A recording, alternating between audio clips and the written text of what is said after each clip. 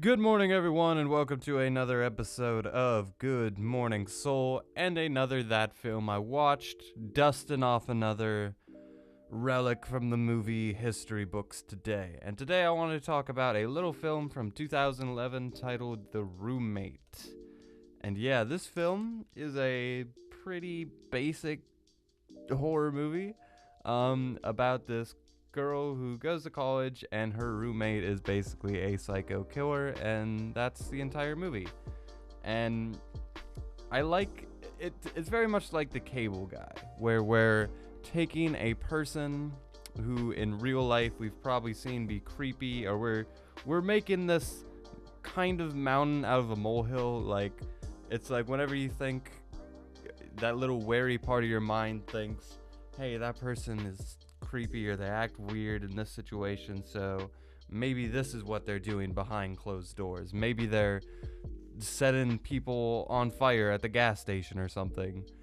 And that's basically how this film goes, where the roommate's all nice and sweet and innocent, and then she does a couple creepy things, and then it's like, oh shit, she's a killer person, and now we gotta stop her, and then the problem solved, and then the conclusion. And along the way, there's a couple plot threads that are unnecessary, like she has this weird relation with her teacher going on.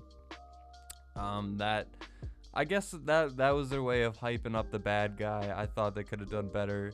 This boyfriend and ex-boyfriend are in the picture. Both of them were used inefficiently.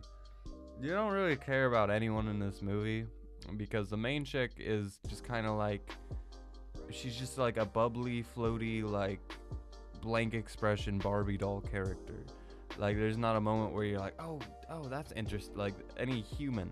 Like, I'm not saying you have to be a type of way or it's bad to be bubbly or like a just kind of generic pretty girl, but like every fucking generic pretty girl has a fucking personality and parts of them that make them human.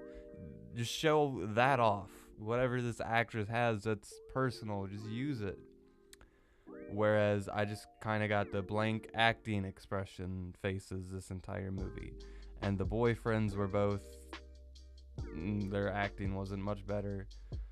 And I guess the girl from Cowbells and Phil of the Future and Easy A, I forget her name, I guess she was probably the best part of the film.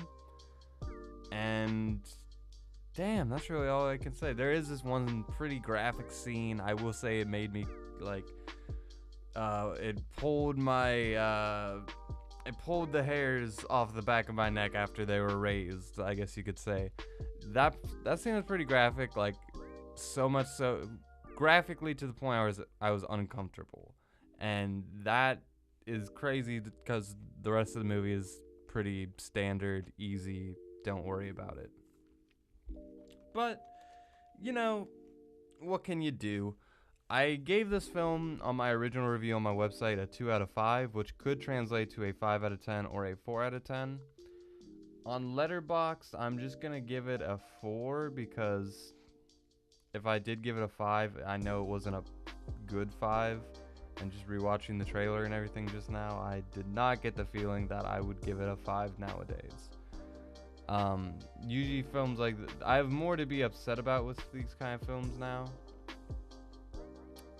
And I use the word hate a couple times. Like, just reading my tone for this review, I can tell that there was a lot bothering me. So I might have just given it a 4 the first time. I know around this time is where I started to become a good amount more critical towards the movies. Shout out to the director of this film, by the way. His name is Christian E. Christensen. I've never heard of any of the other films he's directed. He's directed 8 films. Haven't even heard of any of the others. Sorry, I was just reading. Yeah, the Letterboxd reviews on this thing are fucking murdering it. 1 out of 5. What episode of Gossip Girl is this?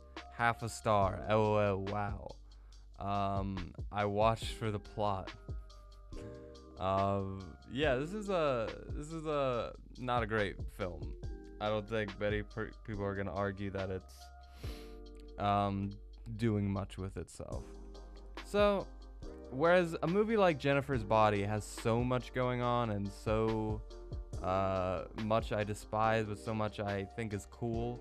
Like, it's like Mean Girls. Like, those are perfect teen movies that balance, like, terribleness and quality.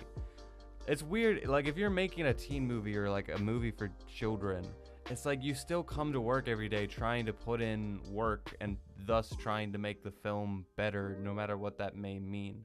So it's weird sometimes because we could get movies like those where they're just so good and so bad at the same time. But then we get projects like this where it's like, okay, no one gave a shit.